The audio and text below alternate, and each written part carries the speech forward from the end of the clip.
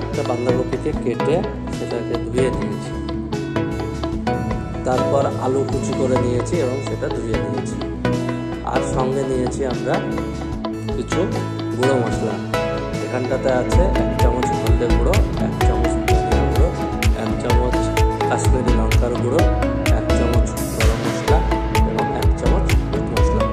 আর সঙ্গে নিয়েছি আমরা 2টো তেজপাতা, 2টো শুকনো লঙ্কা, আর নিয়েছি 2টো কাঁচা ডিম, আর নিয়েছি কাঁচা সবুজ ধনিয়া পাতা, সঙ্গে নিয়েছি 2টো পেঁয়াজ কুচি করে নিয়েছি, 4 কোয়া রসুন ছাড়িয়ে নিয়েছি, পরিমাণ মতো কাঁচা লঙ্কা নিয়েছি, আর 2টো ছোট সাইজের টমেটো আমরা কেটে নিয়েছি।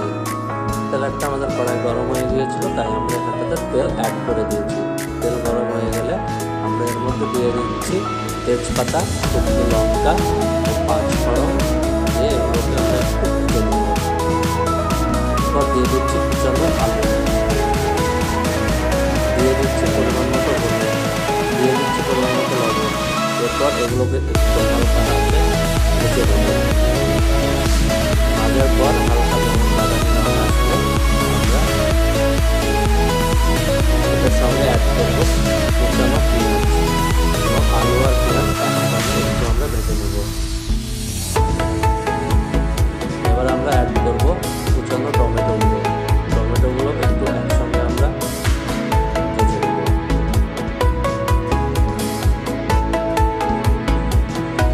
এরপর আমরা এটাকে ভাজার পরে ভাজা হতে হতে আমরা এখানটাতে রসুন কুচি করে নিয়েছি আর লঙ্কা কুচি করে নিয়েছি। ততক্ষণ এদিকে প্রায় এটা ভাজা ভাজা হয়ে গেছে, আমরা এখানটাতে লঙ্কা আর রসুন কুচিগুলো অ্যাড করে দিলাম।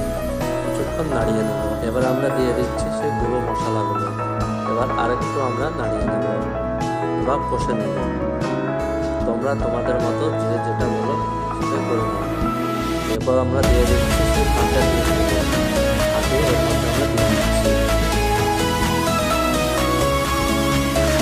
ডিমগুলো দিয়ে কিছুটা সময় এটাকে কষে নেব।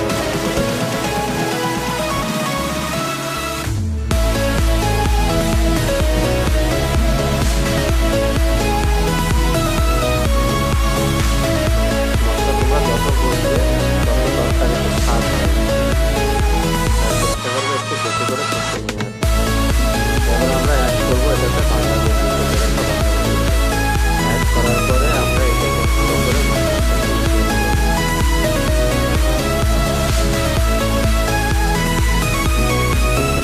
পর আমরা এটাকে ঢাকা দিয়ে দেবো।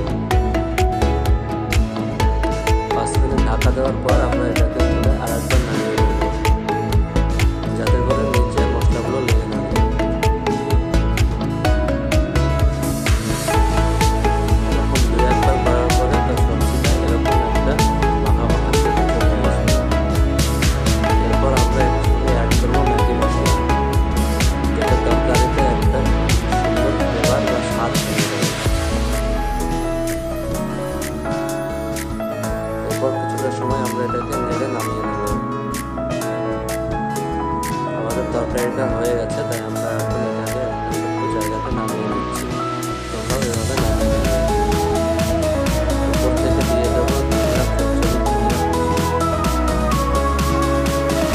এগুলো দিলে তরকারিটা যেমন দেখতে ভালো লাগে, তরকারিটার ফ্লেভারও আসে এবং খুব টেস্টি আসে।